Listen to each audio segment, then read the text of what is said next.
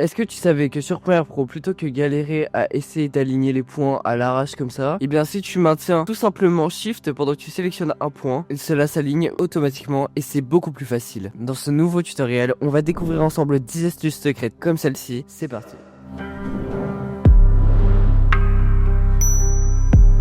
Est-ce que tu savais que pour faire un effet de texte qui s'écrit petit à petit, c'est beaucoup plus facile que ce que tu penses? Pas besoin d'une extension externe pour faire ça, ou bien utiliser des petites magouilles. En fait, tout simplement, ce que tu fais, c'est qu'on va commencer par exemple avec ce texte que j'ai écrit. On vient supprimer le reste et on va garder juste la première lettre. Et ensuite, dans texte source juste ici, tu viens appuyer sur le petit chronomètre. Ensuite, tu avances de quelques images et là, on vient rajouter le B. On avance de quelques images, on rajoute le O et on enchaîne. Voilà, j'ai terminé et là, ça s'écrit très facilement, très rapidement. Facilement changer la durée de l'animation avec les clés, ou alors si t'as la flemme, tu appuies tout simplement sur J ici et tu vas raccourcir un peu le rush en changeant la vitesse et l'animation va être plus rapide. Voilà, c'est extrêmement simple à faire, pas besoin d'extension, t'as besoin juste de Premiere Pro, c'est tout simple. Mais en parlant d'extension, il semblerait que cette vidéo soit sponsorisée par Dehancer. Dehancer, c'est un plugin très simple qui fonctionne sous forme d'effet que tu as juste à drag and drop sur un rush. Par exemple, là, on a ce rush qui pourrait être très cinématique.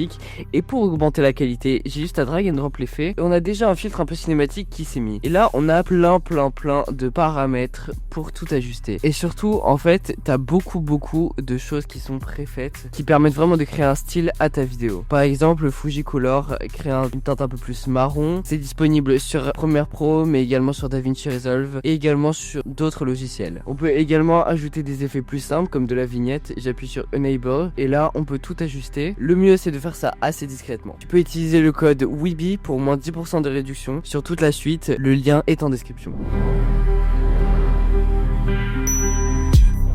Dans mes tutoriels, il y a beaucoup de fonds que je dois utiliser pour donner un vrai style graphique, sauf qu'en fait, j'aime bien les dégrader. Et plutôt qu'aller sur Photoshop pour créer son propre dégradé, je te propose une astuce beaucoup plus simple ici. Si tu cherches dégradé dans la barre de recherche ici, et que tu cliques sur dégradé 4 couleurs par exemple, là, t'as un dégradé bon un peu moche ici, quand même, on va pas se mentir. Mais en gros, là, tu peux changer absolument toutes tes couleurs, et moi, je vais utiliser un peu mes couleurs, bon, j'y vais un peu à l'arrache. Et du coup, là, j'ai un dégradé qui s'est créé, qui m'a pris vraiment 3 secondes à faire. Tu peux changer l'opacité, à quel point les couleurs vont être un peu dégradées. Donc en gros, si j'augmente cette valeur là, ça va être un peu plus doux, c'est comme si on appliquait un peu un flou. Et le meilleur en fait, c'est surtout que tu peux ajuster les couleurs. Par exemple ici, ça va être jaune au début, mais à la fin, je vais faire en sorte que ce soit une autre couleur, plutôt orange rouge. Et donc là, on peut voir que ça fonctionne petit à petit et que ça s'ajuste. En plus, tu peux modifier où est-ce qu'est le point. Et donc en gros, tu peux faire des dégradés animés hyper facilement. On se croirait presque sur After Effects. Super.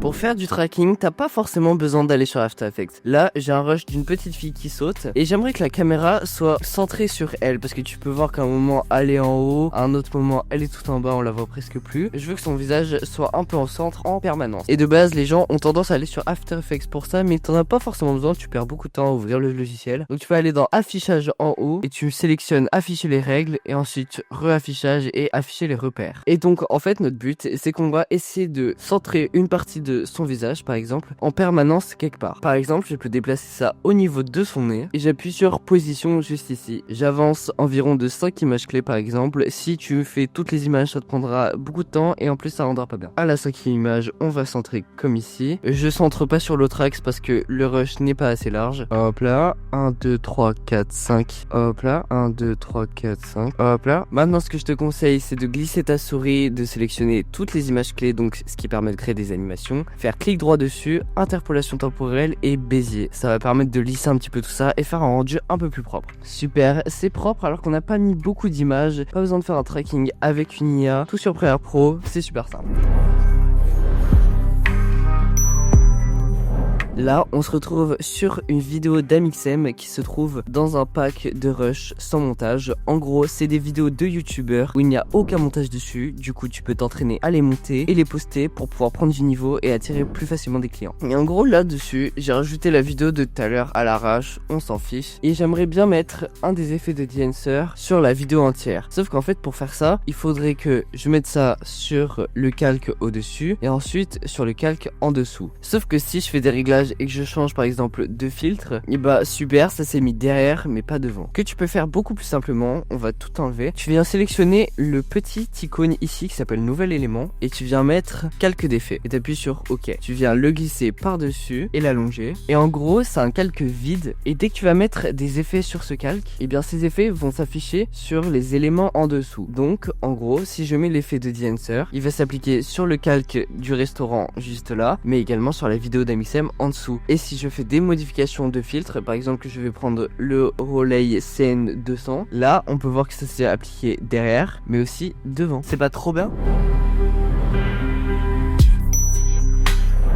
Pour mes vidéos par exemple, le son est pas trop mal parce que j'ai un micro, sauf que j'essaye quand même de l'améliorer et c'est un truc que beaucoup de gens font, c'est-à-dire améliorer la qualité du son en post-production, donc au montage. Et c'est ce qu'on va faire sur ce rush d'Amixem. Quand tu vas dans le panneau amélioration essentielle de l'audio, si tu ne le vois pas, va dans fenêtre amélioration essentielle de l'audio. Ici, tu as tous les paramètres pour l'audio de ce que tu as sélectionné. Si ça s'affiche pas, c'est sûrement que tu es là-dessus. Tu peux cliquer sur dialogue pour les gens qui parlent, musique, effets sonores, ambiance. Nous on va cliquer sur dialogue. Et tu peux changer la qualité audio, par exemple optimiser la parole, ce qui va faire en sorte qu'on entende mieux les personnes qui parlent dedans. Là ça va être plus accentué mais un peu plus artificiel et là plus naturel mais moins efficace. Ce qui est intéressant également, c'est dans réparer, tu peux enlever le bruit de fond, réduire le ronronnement qui sont des fréquences assez désagréables. Et là on a le dimmer qui permet d'enlever des interférences électriques. Là on retrouve un effet assez intéressant qui est le DSR. Quand on parle, on a beaucoup de S qui sont assez désagréables et tu peux les réduire en appliquant cet effet. Moi aussi réduire la réverbération si t'es dans un endroit avec beaucoup d'écho. Tu peux en mettre pas mal mais essaye de les rendre plus faibles pour